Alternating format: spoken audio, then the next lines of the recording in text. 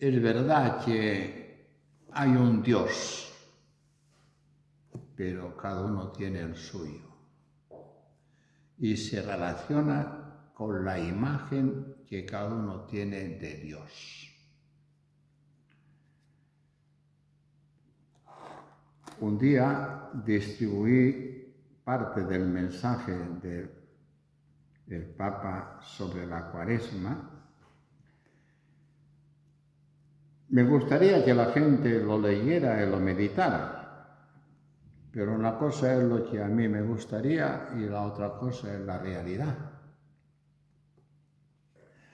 También he insistido mucho últimamente, una cosa es mi interés y otra cosa es el interés que pueda tener cada uno de vosotros. Y si coinciden nuestros intereses, alabado sea el Señor. Bueno, aquí en el mensaje del Papa empieza con una pregunta. ¿Dónde estás? Recordad el lenguaje mítico del Génesis. A Dios le gustaba bajar por la tarde a pasear por el jardín del Edén y se paseaba con Adán. Y tenían aquellos diálogos como pueden tener cualquier diálogo de un amo y señor, plena confianza. Pero un día, al bajar Dios, Adán no está. ¿Dónde estás?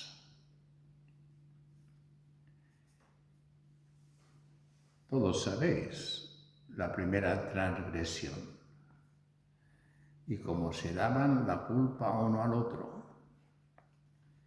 Comió del fruto prohibido. Y en vez de ser Dios, se descubre desnudo. Y no tiene nada que ver con la ideología nudista, porque uno puede estar desnudo físicamente, pero lo peor es estar desnudo interiormente. Y cada uno sabrá ciertamente de su desnudez. Y cada uno sabrá de sus transgresiones y de sus pactos, de sus reconciliaciones. Yo tengo la imagen de cuando era niño, unos 10, 12 años, que un compañero mío de juego en el pueblo tuvo un pequeño accidente y rompió unas botellas de lejía y salió de casa corriendo y se escondió.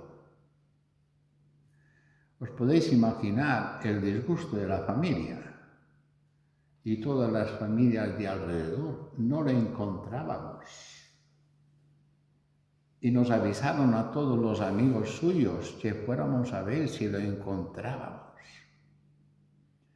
Se había escondido, temblando. ¿Por qué? Porque en aquel accidente él seguramente temía una gran regañina de parte de sus padres.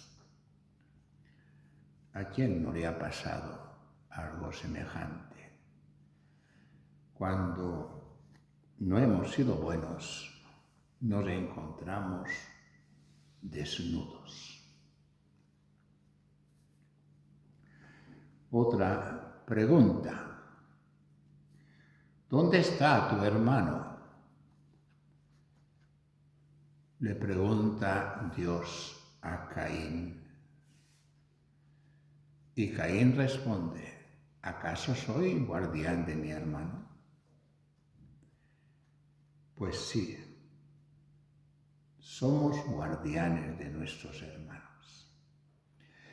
Y hay un detalle muy bonito en el texto. de Caín y Abel. Dios pone una señal en la frente a Caín para que nadie le haga daño. Es lo que luego nosotros hemos aprendido y deberíamos vivirlo. No confundamos el pecado con el pecador. El pecador, por muy pecador que sea, siempre se puede rehabilitar. El pecado siempre debe ser rechazado. Bueno,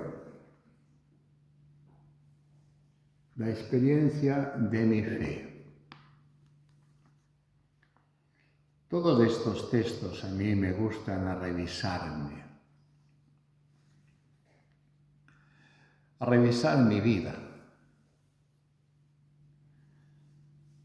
Cuando era pequeño también me introdujo mucho aquello de que Dios lo ve todo. Y yo me imaginaba ojos de Dios por todas partes. Pero Dios nos ve de otra manera. A las máquinas que ponen ahora por las calles o en los mercados para grabarnos. Es mucho más potente la visión de Dios. Lo dice también el salmista: vaya donde vaya, tú siempre me conoces y me sondeas. Me conoces cuando me levanto, cuando me acuesto. Me conoce cuando hago el bien y cuando hago el mal. Él mucho más que yo mismo. En el texto de la misa de hoy, precisamente, que a mí me da mucho que pensar. Dios lo ve mi interior. Si aquel acto que hago está hecho con sinceridad o, como se dice a veces, en segundas.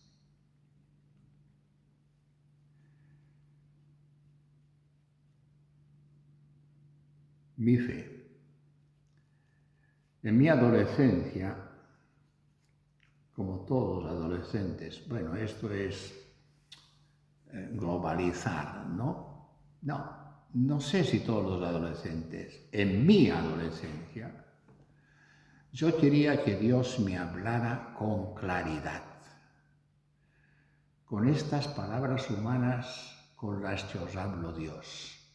Así de tonto e inocente era yo. Y a veces, para poder escuchar la voz de Dios, hacía la tontería de irme a dormir por las noches en una barraca que teníamos en el campo, a unos 7 kilómetros del pueblo, sin luz, con el candil. Y yo le decía a Dios que me hablara, que me dijera claramente qué quería de mí. Pero todavía estoy esperando la respuesta. Porque Dios habla de otra manera. Y cada uno sabrá cómo le habla a Dios.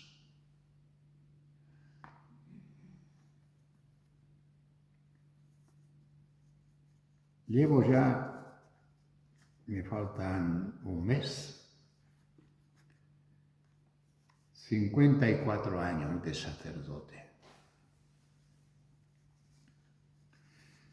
Mi ilusión siempre fue construir la comunidad. Pero una cosa es mi ilusión y la otra cosa es Dios.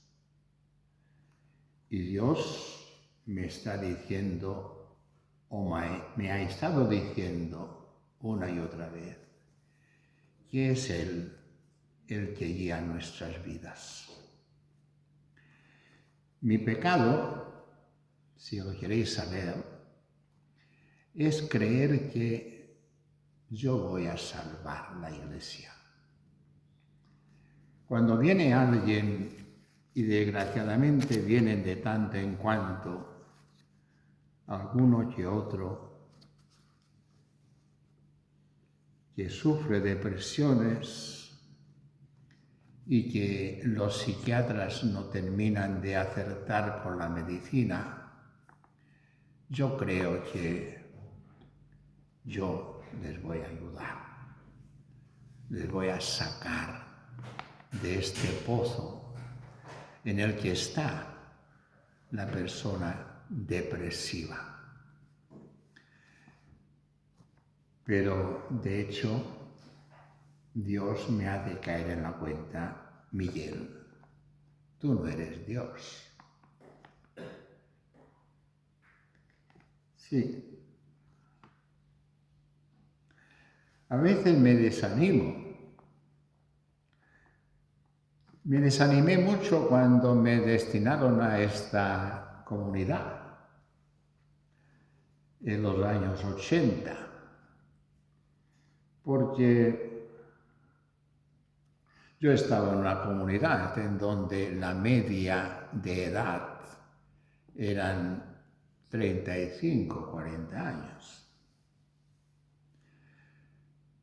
Quiere decir que todos eran adolescentes o jóvenes. Y cuando me mandaron aquí y salí para celebrar la misa, miré hacia la feligresía y me pregunté: Miguel, ¿dónde te han llevado? Me desanimé. Pero el Señor me seguía hablando: no eres tú el que guías tu vida, soy yo. Y el Espíritu me animó y me dijo: con esta gente tienes que trabajar. Y bueno, y algunos de los que estáis aquí presentes sabéis ciertamente que lo he intentado una y otra vez. Mi fe, a pesar de los fracasos, sigo creyendo. Y ahora, lo estaba comentando ahora con estas compañeras, estudiando, repasando la historia, es verdad que no todo tiempo pasado fue mejor. Y ahora mi pregunta es: ¿cómo ha podido llegar hasta mí esta buena noticia, habiendo tantos eclesiásticos y la Iglesia tan corrupta? ¿Cómo ha podido llegar hasta mí la noticia de que el Hijo de Dios se hizo hombre, que murió y que resucitó? Y yo, ingenuo, me lo he creído. Y aquí sigo con lo que buenamente puedo. Me gustaría, y lo sabéis muy bien, que los que estáis aquí en el barrio, y me ha ilusionado que el Papa también haga referencia a ello, pues fuéramos un lugar de referencia. Lo dice el Papa, que la Cuaresma no es solo individual de cada uno, sino que como comunidad, como grupo que nos reunimos en la iglesia de San Cayetano, la gente nos vea, no para alabarnos o para que nos vanagloriemos, sino que, según la Constitución sobre la Iglesia, viendo la manera de ser nuestra, le entren ganas de ser mejores. Y con el grupito que me ayuda, pues hemos decidido programar esta Cuaresma que después de Pascua hacer una chocolatada para todos los que quieran venir a compartir nuestra alegría pascual. Claro, tendrán que apuntarse, tendrán que tener la iniciativa de venir. Sí, nosotros vendremos, porque si hago mucho chocolate, luego tendré que todo el mes tomar chocolate. La comunidad es muy importante. Altibajos no me faltan, pero también estoy muy convencido de que quien guía la Iglesia no son los hombres, sino el Espíritu de Dios. Y esta es mi fe. Creo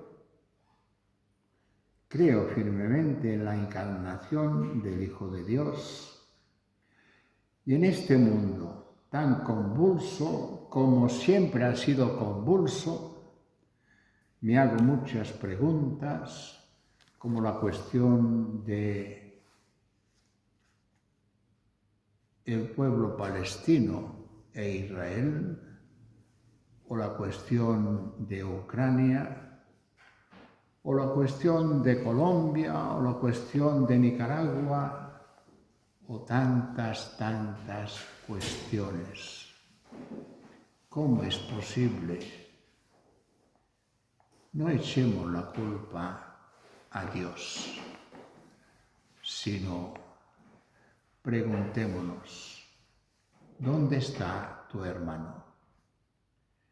Y el Señor seguirá poniéndonos una señal en nuestra frente para que nadie nos haga daño, porque pecadores somos, pero redimidos por la muerte y resurrección de Cristo.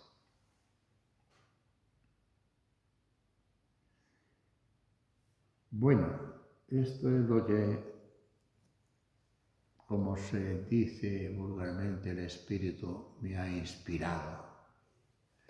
Si me queréis hacer alguna pregunta, estoy dispuesto a responder, aunque me quede simbólicamente desnudo.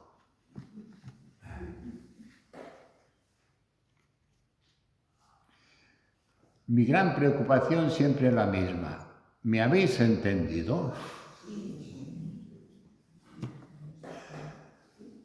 Porque a lo mejor es que no me he explicado bien.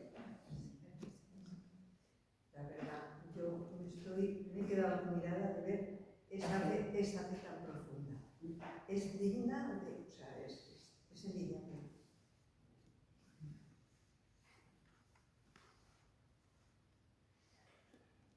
¿Qué es lo mejor? ¿Qué es lo mejor que has recibido durante estos 40 años? 54. 54. Bueno, ¿qué he recibido? Pues mi reflexión desde hace tiempo también es esta. ¿Por qué yo he perseverado y otros no? Y no es que los otros fueran peor que yo, o mejores que yo, perdón. Tal vez yo soy peor que ellos, porque se trata de, como en el caso de Jonás, que he empezado con esta reflexión, de no huir de la misión que el Señor te ha confiado. Y bueno, Joaquín, pues no sé lo que he recibido mejor. Yo diría que el don de la perseverancia, que os puedo asegurar que baches no me han faltado. Pero sigo adelante. Ahí me recuerdas tu homilía de perdónanos nuestras ofensas, o perdonamos, que no nos dejes caer en la tentación de no ser perseverantes, Sí. esto que explicamos. Sí, bueno, tampoco puedo yo obligar a los demás que entiendan como yo entiendo. Antes hablaba de aquí con esto porque nuestro conocimiento es muy limitado y esto este año también me he dado cuenta conmigo mismo y con los demás. Porque organizando algunas charlas sobre los teatinos, pues he hablado con profesores, catedráticos, y me han dicho, no sé nada de los teatinos. Normal. Cada uno sabe y poco de lo que sabe. Uno de los autores que a mí me han hecho mucho bien es un tal Viktor Frankl, un psiquiatra. Y un día precisamente que yo llevaba en la mano un libro de Viktor Frankl, alguien también que yo pensaba que tenía una cultura general, le dije, ¿conoces este autor? Y dice, no, de filosofía hace poco, me contestó. Y somos así delimitados. Digo, referente a la tentación, para mí, la gran tentación es dejar de creer en Dios. La gran tentación, de esto también nos habla el libro del Éxodo, es volvamos a Egipto, que allí al menos teníamos ajos y cebollas que comer. Y aquí nos morimos de hambre. La gran tentación es ¿para qué me sirve Dios? Y este autor, Viktor Frankl, judío, que estuvo en el campo de concentración de Auschwitz, su tesis es que si el ser humano tiene un por qué vivir, encontrará un cómo vivir.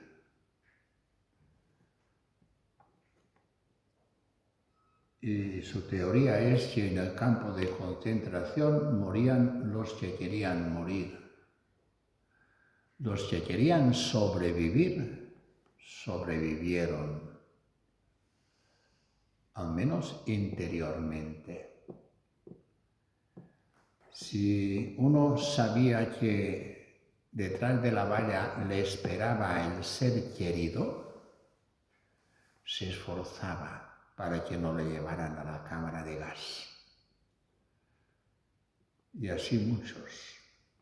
Si tenemos un porqué, encontraremos un cómo.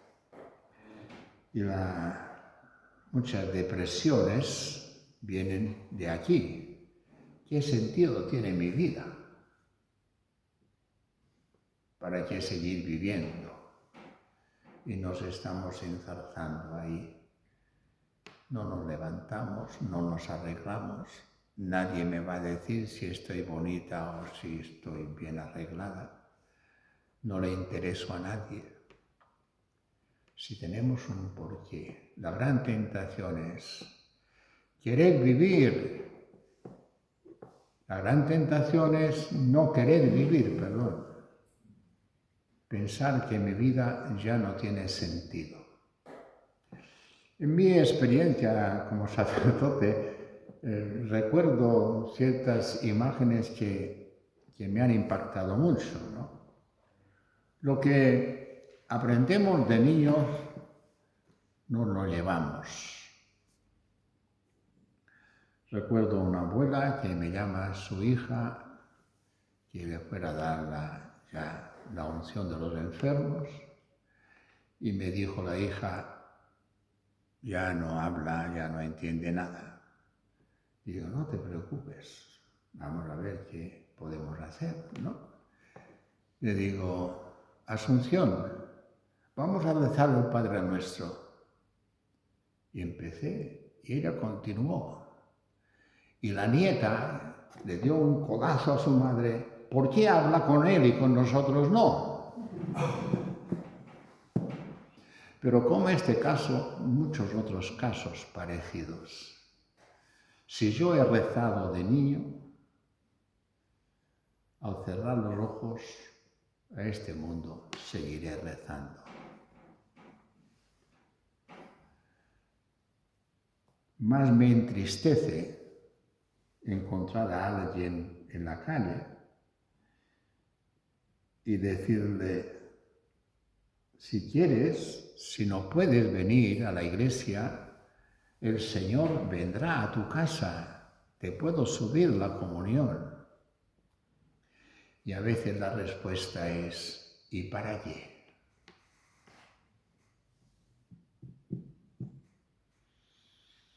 Sí, ya llevo mucho tiempo en el barrio y tengo muchas experiencias, ¿no? Como aquella que había prometido ir a Montserrat a pie si su hijo se curara del cáncer de garganta. Su hijo no se curó. Entonces su lógica es, ¿de qué me sirve Dios? Si no hace lo que yo le digo. Esto es lo que nos pasa. Queremos que Dios haga lo que yo le diga, no nosotros lo que Él nos dice. Queremos comprar a Dios.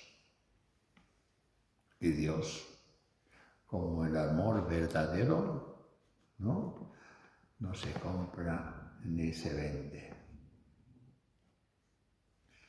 ¿Alguna otra cuestión que no quede clara? Sí, yo quería decir que una pregunta se hace cuando sabes algo y tienes un problema que no lo entiendes, pero el problema que tenemos actualmente es que no sabemos, entonces no sabes preguntar. Entonces, el por qué, el cuándo y el cómo, pues casi ni te los planteas en la vida. O sea, pasa porque sí. Entonces, queremos la respuesta inmediata. Todo que no sea inmediato, o sea, ¿y por qué? Y el rezar. Si ahora el rezar no se lleva, los que hemos rezado no lo sabemos de memoria, pero usted cuando dice alguna pregunta, no es que no tengas ganas de preguntar, es que no sabes preguntar. ¿Qué preguntas? Este es el problema. Entonces uno mismo, esta reflexión de por qué aquí, por qué me pasa, yo creo que, no sé si es un mal, yo personalmente no tengo. O sea, falta información de uno mismo. Hagan una pregunta. ¿Qué le pregunto? No, está bien. Claro, sí. ¿Qué digo yo? ¿Cómo te llamas, perdona? ¿Cómo te llamas? Esmeralda. Esmeralda. Así conoceré un nombre más. Bueno. Esmeralda. Porque de vosotras conozco la fisonomía, porque sois de... Que no somos de la parroquia. Bueno, pero como vosotras muchas más. Sí. Pero por favor, en la gran ciudad ya no hay términos parroquiales. Uno va en donde se siente acogido. Desgraciadamente, a veces nos sucede esto. Aquí vienen pocos matrimonios con niños. Y cuando ves algún matrimonio con niños, pues dices, ¿dónde sale este, no? Y si tienen la posibilidad de casualmente poder acercarte y hablar con ellos, dicen, no, es que donde íbamos no estábamos bien vistos, porque los niños molestaban al celebrante. Y yo le dije, bueno, pues a mí no me vais a molestar, sino que me alegraré muy mucho de veros, ¿no? Uno va buscando. Hay una misa en que prácticamente no hay nadie del barrio. Todos vienen hasta de Santa Coloma. ¿Por qué? Porque se han encontrado bien aquí. Y esto, buscad, yo lo digo. Los estáis de paso, buscad una comunidad. No seáis como estos. Bueno, yo voy a misa, me voy de paseo y si encuentro una iglesia entro. No. Esmeralda, sí, no os conozco, pero te pongo un ejemplo. Si en tu casa te espera un hijo, te espera tu marido, te espera tu hermana, tú estás ansiosa de llegar a casa, preparar la comida y estar juntos. Esto es la vida. Hay ciertas frases que para mí son muy gráficas. Y me gusta hablar de enamoramiento. ¿Por qué? Porque los que están enamorados, lo que desean es encontrarse. Y si hemos quedado con mi amor a las 5 de la tarde, yo a la 1 ya estaré nervioso porque sé que a las 5 me voy a encontrar con mi amor. ¿Y por qué no pasa esto con la Eucaristía? Estoy está hablando ya de afecto y de fe. Y esto, desgraciadamente, Esmeralda. y desarrollarla también, practicarla, porque Te aseguro, Esmeralda, que de ahora en adelante no vas a llegar nunca tarde. Ya sé que nunca llegáis tarde. Ya sé que nunca llegáis tarde. ¿Por qué? Porque empiezo a conocer. Y además, el domingo pasado a los 8 primeros les obsequié con 12 buñuelos.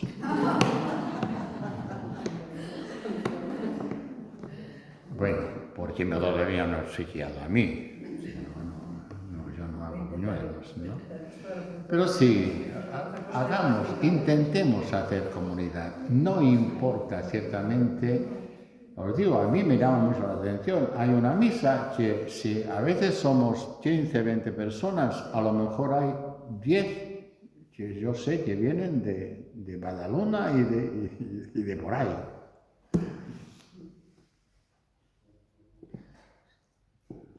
Dime. Aquí no te preguntan el nombre, ahora te lo pregunto. Cristina. Cristina, muy bien, Cristina, dime. Quizá a veces falta precisamente el sentirse acogido. Sí, seguro. O alguien que tenga la mano derecha o la mano izquierda es igual. O el tacto, como hacer acogedor un momento. Sí. Yo creo que muchas veces la Iglesia no digo que sea fría, pero es muy ritual, pim pam fuego. Entonces, no sé dónde está como una pescadilla, el que lo promueve, el que lo hace, la comunidad, el párroco, no sé, quien sea, ¿no? Mira. Pero a veces esta sensación, yo por ejemplo la charla que está dando usted ahora, que no le había oído hablar, había venido alguna vez a misa, pero hablar no, el encuentro entrañable, para mí, el encuentro entrañable, cercano y entendible. Y esto fomenta aquella sensación de decir, hay un sitio donde hay alguien entrañable, cercano y acogedor, ¿no? Y quizás no en todos los sitios lo encuentras. No, porque hay muchos sacerdotes que no tienen carisma. O sea, que hacen una cosa como si fuera matemática. Te lee la homilia escrita, y se acabó. Y eso no te llena. Sí. Bueno, también hay que tener en cuenta la propia predisposición. Porque cada uno mismo lo que Bueno, o sea, si todos- no quieres que te acojan, ¿eh? O sea, aparte como comunidad. Todos tenemos razón. Esperamos que los demás sean acogedores. Seamos nosotros también acogedores. Incluso, con perdón, sed acogedores de los sacerdotes malhumorados. Sí, antes hablábamos de San Cayetano. San Cayetano, entre otras cosas, decía, antes de reformar al otro, voy a reformarme a mí. En vez de criticar, porque el peligro que tenemos los humanos es que criticamos aquello que luego nosotros hacemos. Un poco de reflexión es bueno. Y estoy de acuerdo con Esmeralda de que, bueno, usted nos hace preguntas y yo estoy todavía reflexionando que la lluvia me empapa.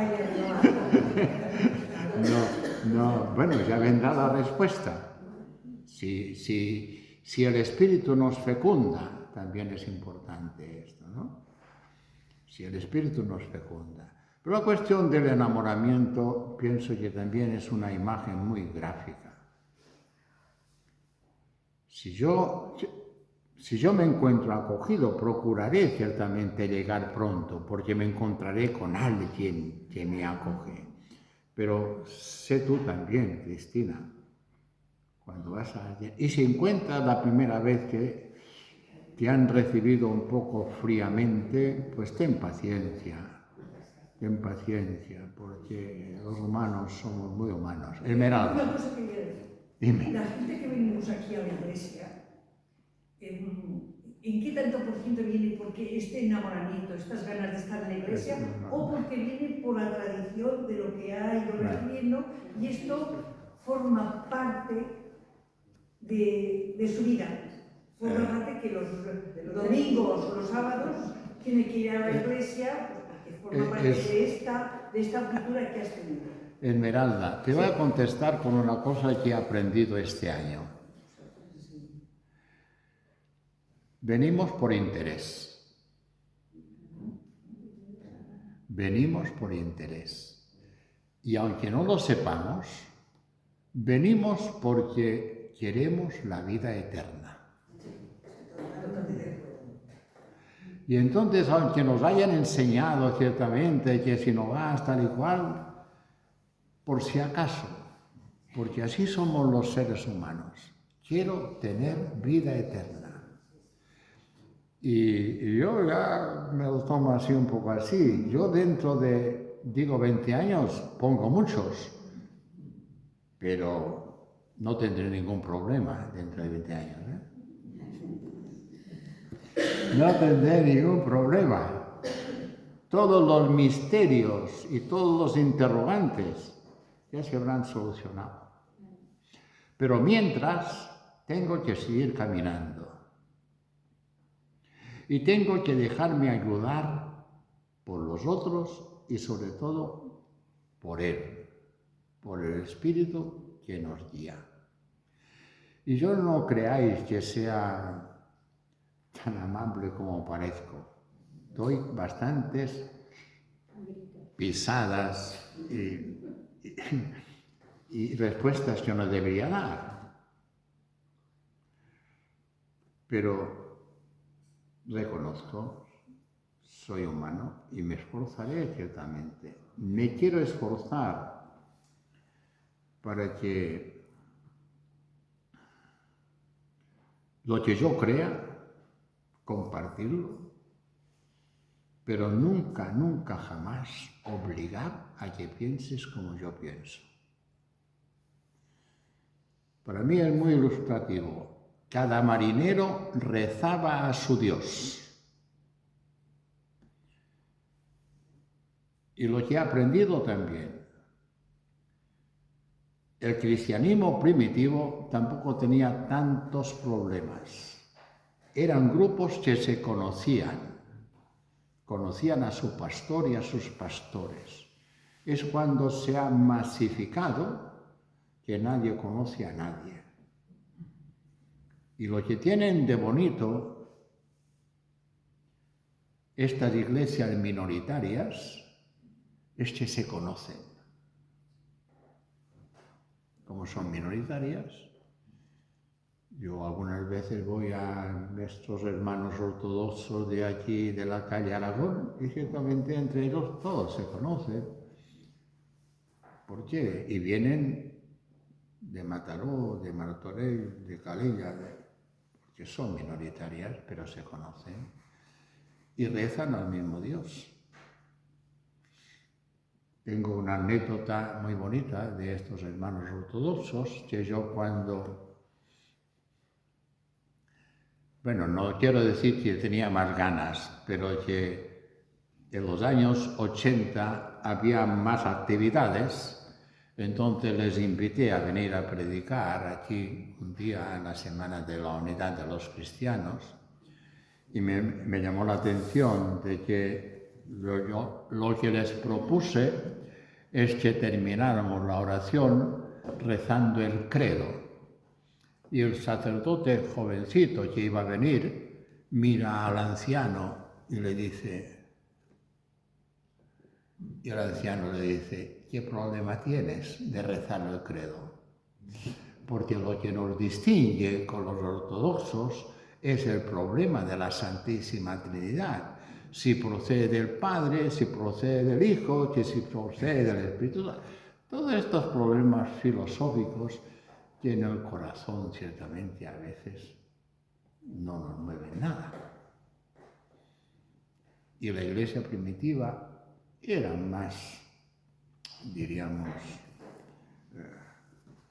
más consentida, o aceptaba más que tú tuvieras esta concepción y el otro tuviera el otro, porque la Sagrada Escritura lo dice claramente. Lo que nos salva es la muerte y resurrección de Cristo. Todo lo demás los hemos ido reflexionando. Bueno, yo os prometí que terminaría a las 7:30 y yo he hecho mi trabajo.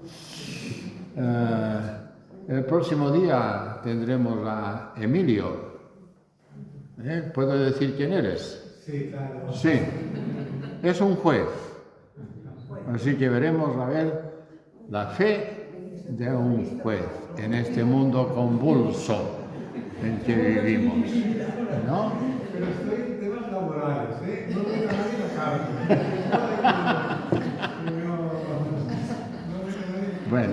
Bueno, ya sabéis que luego vendrá un muchacho, bueno, sí es muchacho porque es relativamente joven, tiene 40 años, de cáncer, y luego también una parejita que conocí casualmente, de Cervelló. Los conocí aquí, vinieron a misa, y yo cuando veo gente, entre comillas, rara, que no viene normalmente, oye, ¿de dónde viene esto? Bueno, una parejita que además fue providencial también, estas providencias, ¿no? De que yo normalmente, los sábados, cuando termino la misa, me subo a casa, pero el Padre Fructuoso baja a preparar la misa que tiene el domingo. Y digo que fue providencial porque cuando yo estaba hablando, si no, ya me hubiera subido arriba, oímos patapam. Y era nuestro hermano que se había caído. Y esta parejita ciertamente me ayudó a atender al hermano. Todo es providencia. Bueno, gracias por vuestra asistencia. Nos vemos el próximo lunes o nos vemos el domingo. Gracias, Cristina. Gracias, Esmeralda y tu hermana. Muy bien.